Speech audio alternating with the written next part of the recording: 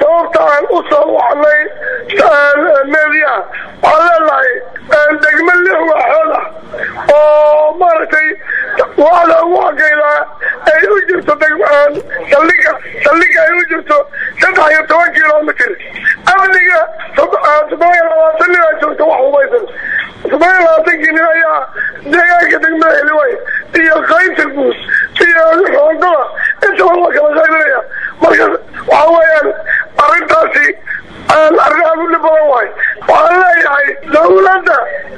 iyo maartay gobolka wasiirka garaa wasiirka amniga waxay arkay baahiyada si degdeg ah inuu uga soo jawaabo arrintaas Cumar Jaafan Guddoomiyaha degmada Heliwaa oo sii hadlay ayaa waxa uu xaqiijiyeen degmada Heliwaa ee gobolka Banaadir ay soo gaareen tiradii ugu badneed ciidamo ka tirsan dhaqdhaqaaqa Alshabaab amaanka degmadana uu qalqal ku jiro waxa degmada ku soo batay oo maartay dhibaato oo miisaan la soo saaray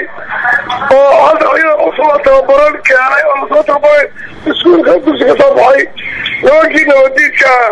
marka waa leenahay gacanta inay ka baxdaan waayo maalin kasta ciidana lagu soo darayaa shabaabka ay ku soo darayaan marka waa leenahay si degdeg ah degmada Heliwaa ee gobolka Banaadir waxa ay ka mid tahay degmooyinka gobolka waxaana inta badan ka dhaca falal amaanka lidda ku ah